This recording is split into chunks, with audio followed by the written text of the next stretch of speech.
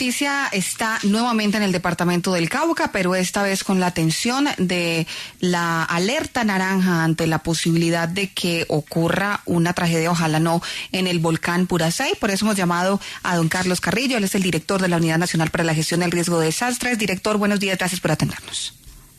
Muy buenos días, un saludo para todos los oyentes de la W y para todos ustedes.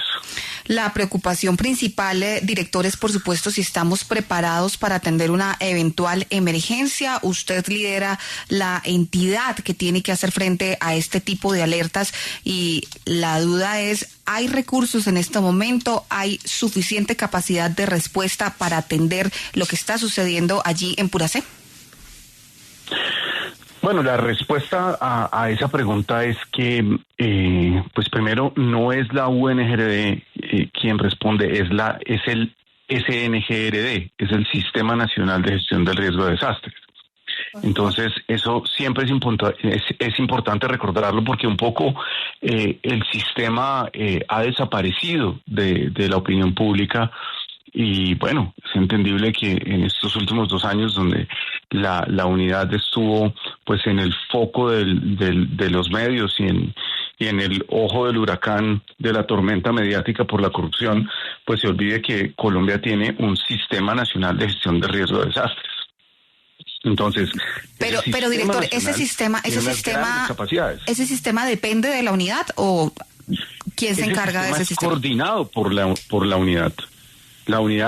La UNGRD es la entidad coordinadora del Sistema Nacional de Gestión del Riesgo, pero el Sistema Nacional de Gestión del Riesgo es un sistema que tiene unas capacidades muy importantes porque suma las capacidades no solamente del Estado, sino del sector comunitario, del sector privado, en fin. Entonces, eso siempre es importante aclararlo. Bueno, y en ese orden, entonces, hablemos de los recursos, por ejemplo, para ese sistema que coordina la Unidad Nacional para la Gestión del Riesgo de Desastres. Ya usted nos ha dado algunas noticias sobre la recuperación de recursos de lo que se robaron en la Unidad Nacional para la Gestión del Riesgo de Desastres, este escándalo que inició, recordemos, con una investigación de la periodista Paula Bolívar aquí en la W, y por eso es importante saber, porque usted ha lanzado una y otra vez llamados de alerta frente a la posibilidad de que se queden sin plata para atender estas emergencias ante lo que fue este escándalo de corrupción. Hoy, ¿cómo está la entidad? Bueno, yo quisiera referirme al tema del Puracé antes de referirme al tema de la UNGRD y del Fondo Nacional de Gestión del Riesgo. Primero, la alerta naranja se mantiene. Tenemos en el último reporte el Servicio Geológico Colombiano, parte del Sistema Nacional de Gestión del Riesgo. El Servicio Geológico Colombiano está sacando un boletín extraordinario cada día. Entonces, pues en los próximos minutos saldrá el de hoy, pero hasta el boletín de ayer, pues seguíamos exactamente en la misma situación, con los mismos movimientos sísmicos que se estaban dando ahí de la misma naturaleza, esa misma sismicidad, también con las mismas emisiones de gases y las emisiones de ceniza. Entonces, pues bueno, producto de eso, la semana pasada, exactamente el sábado de la semana pasada, se reunió el Comité Nacional de Manejo. ¿Quiénes están en ese Comité Nacional de Manejo? Pues por supuesto, ese comité lo preside la UNGRD como coordinadora del sistema, pero ahí están las entidades operativas. Está la Defensa Civil, está la Cruz Roja, están los bomberos, la Dirección Nacional de Bomberos, que pues por supuesto las directoras de estas entidades asistieron. Están las fuerzas militares, en fin. Y ahí se da la recomendación de hacer una evacuación de una zona que es la zona de que los mapas de amenaza determinan como la zona de mayor riesgo. Es una zona que tiene, pues más o menos, no es exactamente circular, pero tiene más o menos unos 5 kilómetros de radio, de diámetro alrededor, de radio, son más o menos unos 5 kilómetros alrededor del cráter del volcán. Entonces, ¿qué ha pasado desde ese momento? Pues nosotros emitimos esa recomendación, desde la UNGRD enviamos una comisión al territorio para darle acompañamiento técnico a las autoridades locales y pues bueno, ahí viene algo que también es importante decir, y es que pues, el papel que juegan las autoridades locales es fundamental aquí, porque es la autoridad local quien efectivamente puede dar esa orden de desalojo, ¿no? Entonces hay que armonizar ese trabajo en todos los niveles, pero Sí. desde el gobierno nacional se han venido preposicionando capacidades. Desde la Defensa Civil, la semana pasada la directora de la Defensa Civil estuvo allá en el terreno.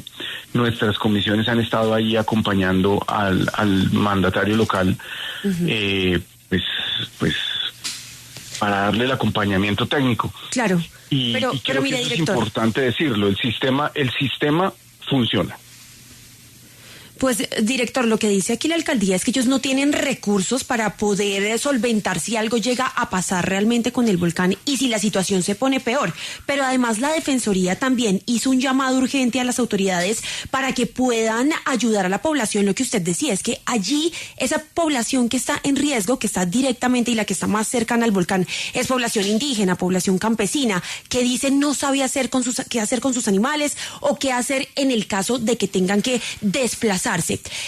¿Quién exactamente tiene la responsabilidad ahí, director? ¿Quién es la persona o quiénes son? El alcalde local. Y el alcalde dice que no tiene recursos. Entonces, a esa gente al final, ¿quién la va a ayudar? Obviamente nosotros. Pero entonces yo sí quiero, Camila, que esto quede bastante claro. Hay unos respondientes. Hay unos primeros respondientes. Y el primer respondiente es el alcalde local, porque es la autoridad. Entonces, nosotros la semana pasada emitimos una recomendación de evacuación. Y quien da esa orden de evacuación, pues es el alcalde local. Y entonces yo le hago una pregunta. ¿Cómo es posible que en un municipio que tiene uno de los volcanes más activos de Colombia, volcán que está instrumentado y en seguimiento permanente las 24 horas del día de los 365 días del año por parte del Servicio Geológico colombiano, ¿cierto? Es decir, dentro de los actores del sistema, el gobierno nacional vigila cada segundo del año ese volcán. Es uno de los volcanes mejor instrumentados del país. Pero entonces, ¿cuánto presupuesto del municipio de Puracé se dedica a la gestión del riesgo? Porque esto es una reflexión que tenemos que llevar a todos los niveles, porque el sistema está en todos los niveles. Usted tiene que, tanto en el nivel municipal, como en el nivel departamental, como en el nivel nacional, no se le da a la gestión del riesgo la importancia que debería dársele. Y eso se ve en el presupuesto. Claro, y justamente usted dirá que siempre que lo llamamos queremos meterle un problema al director, pero es que usted, a propósito de esta reflexión que está haciendo, también lanzó una frase en un evento de nuestros colegas de la revista Cambio, donde dijo, hay una responsabilidad de este gobierno y es que no tuvo la prioridad de gestión del riesgo. Puede que esto me cueste el puesto, pero ¿qué hacemos? Tengo que decirlo. Usted insiste entonces en que el gobierno del presidente Gustavo Petro no le está parando bolas, ya se está acabando prácticamente y no le prestó atención y no le dio los recursos suficientes y los dientes a su entidad después del escándalo de corrupción, que es por lo que hemos conocido lamentablemente a la unidad, pero que cumple una función fundamental para la prevención y la atención de emergencias. ¿No se le ha dado entonces la relevancia en este gobierno para que pueda tener entonces usted la capacidad de responder ante este y cualquier otro problema que se pueda presentar? Es que ningún gobierno lo ha hecho. Yo, por supuesto, que sostengo mis palabras así no les gusten a los ministros, ¿no? Me tienen sin cuidado si a los ministros no les gusta. Y si llega a oídos del presidente, pues qué bueno que llegue a oídos del presidente, porque justamente por eso digo las cosas. Pero entonces, no solamente la gestión del riesgo no ha sido una prioridad en este gobierno, no ha sido una prioridad en ninguno. Y tampoco es una prioridad en los gobiernos locales, y eso usted lo ve en el presupuesto.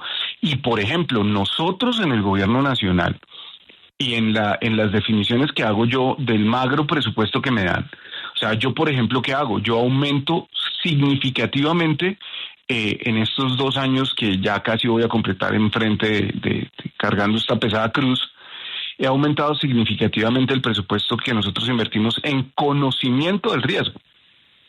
Porque es que en Colombia hay 3 líneas de acción de la gestión del riesgo: el conocimiento, la reducción del riesgo y la atención de desastre. Y los gobiernos a lo único que dedican dinero es a la atención. Cuando usted va al nivel subnacional, cuando usted va, por ejemplo, al nivel municipal, lo único que dedican los gobiernos municipales, prácticamente en su totalidad, del presupuesto a la gestión del riesgo es para manejo de desastres. Es para cuando el riesgo ya se materializa. Eso es ir en contravía de la misma ley 1523 del 2012. Pero entonces, sí, yo me sostengo en lo que digo, pero también quiero que esas palabras no se saquen de contexto, porque esto ha pasado con todos los gobiernos. Y si usted se fija, y creo que los que seguimos la campaña, nosotros no vimos en campaña al presidente precisamente hablando del Fondo Nacional de Gestión del Riesgo o del Sistema Nacional de Gestión del Riesgo. Es un tema que, siendo que es de vida o muerte, solamente se hace importante cuando se desata el escándalo de corrupción y pues también hay una instrumentalización política para atacar al gobierno. Claro, o cuando ocurre una tragedia, lamentablemente, y esperamos que este no sea el caso con lo que está sucediendo en el volcán Puracé, pero así de mal le ha ido, director, que para usted esto es, según lo que nos dice, cargar una cruz muy pesada, y lo noto ya aburrido, ya le falta poquito. Pues imagínese usted lo que es estar al frente de la entidad más desprestigiada del Estado, que tiene, pues, cuando yo llegué teníamos casi 50 menciones en medios nacionales al día. Es realmente un tema muy complicado, y además hacerlo con un recorte presupuestal como el que se dio. Que eso, pues que era a lo que me refería, que además hay una parte de mis palabras en la revista Cambio que ustedes no recogen. Yo digo, ya no voy a hablar más de este tema porque ya hice el duelo y me resigné, ¿no? Mientras a Olmedo le tocaron las vacas gordas y pues le hacían adiciones de 700.000 millones de pesos, pues a mí me han hecho un recorte de 2.6 billones en la disponibilidad presupuestal del fondo. Pero pues nosotros seguimos trabajando con lo que hay. Y en cuanto al Puracé, pues se está montando el alojamiento temporal. Pero el Puracé tiene unas particularidades. Ustedes, por ejemplo, hablaban de que la mayoría de las personas que viven ahí son indígenas. Efectivamente. Entonces, por eso nosotros nos coordinamos con los cabildos indígenas, porque usted en esa región tiene una autoridad civil, que es la alcaldía, que además el alcalde está suspendido, ¿no? Eso también creo que es importante que se sepa. El alcalde elegido en el 23 está suspendido. Entonces hay un alcalde en interinidad que de por sí tiene allá adentro una serie de problemas de gobernabilidad bien complicados que hacen que esto se dificulte. Al día de hoy, claro, el departamento, por ejemplo, el departamento del Cauca no ha hecho una declaratoria de desastre departamental. ¿Qué quiere decir eso? Pues que el departamento tiene la capacidad de responder. Sin embargo, pues por supuesto que nosotros estamos actuando, estamos apoyando junto con la Defensa Civil, junto con las demás entidades operativas del Estado en el montaje de los alojamientos temporales, y estamos haciendo pues todo lo que podemos. Si en dado caso tenemos que pagar alojamientos, arriendos, subsidios de arriendo, en fin, ese tema de asistencia humanitaria de emergencia y demás que entrega la ONG, pues lo hará. Sí. Pero siempre es importante también tener en cuenta lo que está pasando a nivel local. Claro, director, me llama mucho la atención lo que está diciendo, y me quiero unir a las palabras de Marcela y decir, realmente yo lo siento aburrido, siento que usted se quiere ir, pero ¿qué es lo que lo detiene, director? ¿O usted está pensando ya en renunciar y de pronto, ¿por qué no irse a hacer campaña? Pues es que ya estoy inhabilitado. No, pues a ver, obviamente, Marcela, Camila, yo soy un político, y los políticos hacemos campaña, y ni más faltaba, yo quisiera estar haciendo campaña, y por ejemplo, pues imagínese usted, esta semana que empiezan las inscripciones, pues el mundo político se mueve, pero pues el cargo no me permite participar en la campaña, y creo que sería un tanto irresponsable dejar la unidad tirada simplemente para satisfacer mi pulsión política. Y pues yo estaré aquí hasta que el presidente lo determine. Claro, pero le hallo toda la razón a Camila en su pregunta, director, porque si usted está tan aburrido, pues si hay una forma de poder al menos hablar. Usted habla mucho aún estando en el gobierno y se arriesga todos los días a que lo terminen sacando, pero ahí sigue a pesar de que les canta las verdades a todos. Pero la forma de liberarse de esa cruz es tal vez irse del gobierno y empezar a jugar un rol distinto para lo que viene. Viene un año decisivo para el país con unas elecciones legislativas y de presidencia donde sin duda pues usted, aunque no sea candidato, pues puede cobrar un rol bastante relevante. Seguramente así es, pero es que yo hago parte de un proyecto colectivo y ese proyecto colectivo no es exclusivamente el pacto histórico. El pacto histórico es una coyuntura que se da alrededor del presidente Gustavo Petro y de un triunfo electoral muy importante que tuvo un sector de la izquierda en el 22. Pero yo hago parte de un proyecto colectivo que es la izquierda. Es el cúmulo de ideas en el que quienes estamos en estos partidos deberíamos creer. Lamentablemente no todos los que estamos aquí creemos en lo mismo, pero sí hay una colectividad. Entonces, ¿dónde aporto yo más a ese proyecto que es la consolidación de la izquierda en el escenario político colombiano? Pues en este momento, donde más aporto es en donde estoy. Si hay otros lugares desde donde pueda apostar, lo haré, pero pues por supuesto, a mí hay cosas que me indignan profundamente. Usted ve, por ejemplo, cómo, y no tienen que ver exclusivamente con el gobierno, tienen que ver con la realidad de la política. Hemos estado 2 años, porque el calvario de Olmedo empieza exactamente en diciembre con la suspensión de la Contraloría. Llevamos 2 años hablando de día y de noche de la UNGRD. Y usted ve que hoy los congresistas están envueltos en este escándalo de corrupción, se vuelven a inscribir a las elecciones. Y sus partidos, los comités de ética de los partidos, no dicen ni mu. Sí. Y hay seguramente muchos, en cualquier momento van a recibir orden de captura, probablemente antes de las elecciones. Y en lugar de dedicarse a defenderse, vuelven a ver cómo se atrincheran en el poder. Y hay cosas que francamente, y usted lo ve pues en en todo el panorama político, en el Partido Conservador, en el Pacto Histórico, en el no sé qué, en el maíz, en la otra lista paralela, en la de Fuerza Ciudadana que está a la mano derecha de Olmedo, posando. Pero maíz es Marta Peralta, que es además una de las congresistas más cercanas al presidente Gustavo Petro. Él nunca le ha quitado el apoyo a la senadora Marta Peralta. Por supuesto, director, tenemos que insistir en que hay presunción de inocencia y que ellos serán inocentes hasta que la justicia demuestre lo contrario y hasta que sean condenados en instancias judiciales. Pero volvemos a lo de Álvaro Uribe con voten hasta que no se vayan a la cárcel. Lo que pasa es que en la política también tiene que haber pues un mínimo de decoro. Entonces, ¿qué es más importante, el proyecto o el individuo? Yo creo que lo importante es el proyecto colectivo. Entonces, a mí sí me sorprende mucho ver con qué descaro muchos de los que están, que pueden ser inocentes, y que qué maravilloso que se puedan defender, y que qué maravilloso que después se sepa que no fue. Pero entonces, ¿cómo reaccionamos nosotros desde el pacto histórico y desde las izquierdas con un personaje como Ciro Ramírez? ¿Cómo reaccionamos con Ciro Ramírez?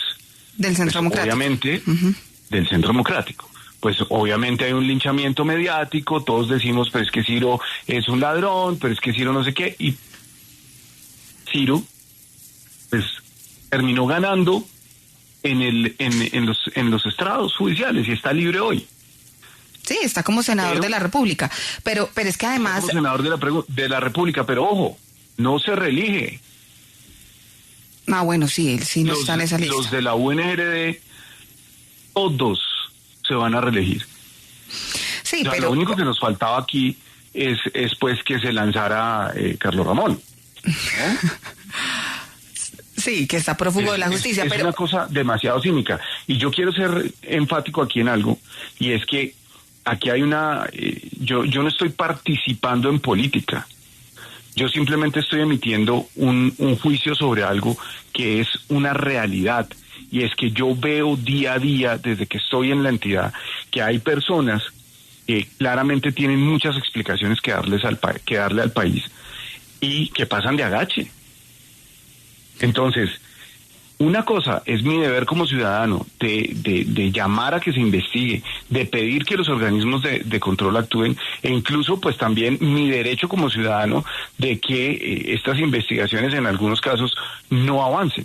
Eso pues seguramente algunos lo interpretarán como participación política y mis malquerientes me pondrán otra denuncia más en la Procuraduría, pero es que es infame que ante semejante escándalo haya gente tan caradura y siga aspirando a la política. Y le voy a dar un ejemplo. Hay un señor, era la mano derecha de Olmedo López y de Snyder Pinilla, que se llama Alexander Angulo.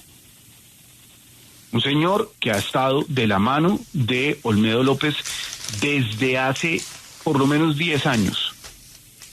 Y ese señor, del cual yo he hablado varias veces desde que llegué a esta entidad, un señor que pues básicamente me tocó sacar casi que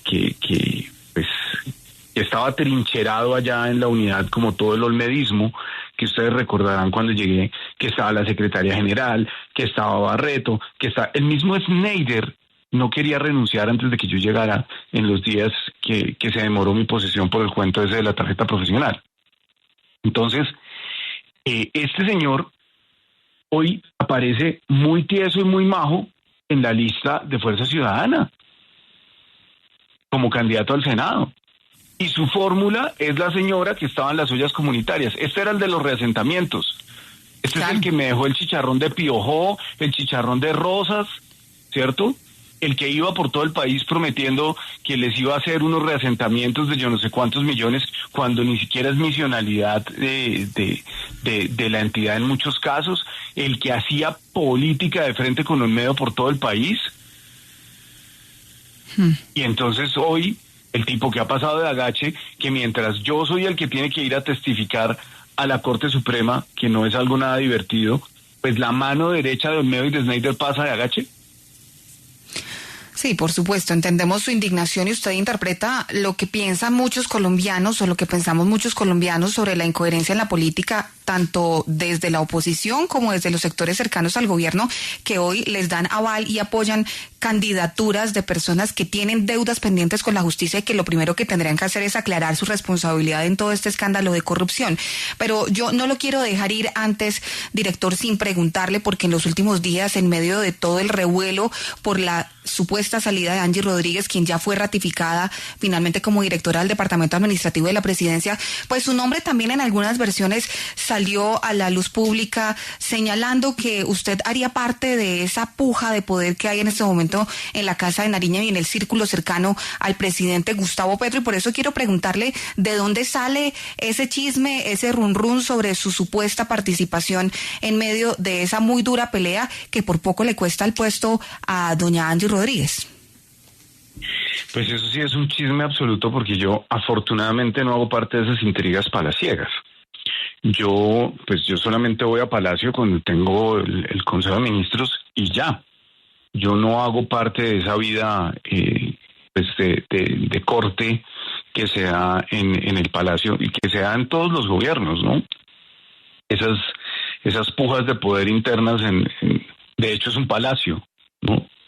Y los palacios todos sin excepción tienen una corte y los cortesanos actúan como actúan.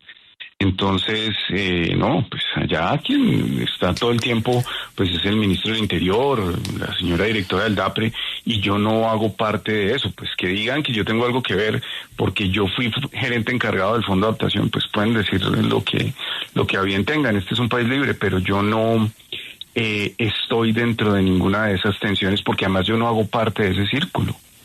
No, pues si usted le da palo todos los días al presidente, no creo que lo quiera tener ahí tan cerca cuando el presidente pues no se rodea de gente que... No es que le dé palo, es que yo sí creo que hay una cosa que es fundamental, y es que las izquierdas debemos tener capacidades autocríticas. Y el presidente, cuando me da además el enorme honor de poder entrar al gobierno y de poder servirle al país, lo hace perfectamente consciente de quién era yo, ¿no? De hecho, pues creo que es una de las razones por las que me pone a cargar esta pesada cruz, ¿no? Porque es un problema que tenía que ver directamente con su propio partido. Sí. No, y claro, y ahí sí, como dice el dicho, si saben cómo soy, ¿para qué me invitan? Y ya el presidente lo conoce a usted perfectamente. Y bueno, ya será entonces la historia la que termine juzgando cómo le fue al gobierno del presidente Gustavo Petro en medio de estos escándalos que no paran y que los acuden diariamente y que además paradójicamente, director, vienen siempre desde su propio gobierno, porque hay que decir que la oposición poco ruido le ha causado al presidente y más daño le ha hecho su propia gente. Le deseamos... Es bastante mala la oposición, sí. Le deseamos una feliz mañana, le agradecemos por su tiempo como siempre y bueno, muy valiente siempre hablando del gobierno al cual usted pertenece. Muchísimas gracias.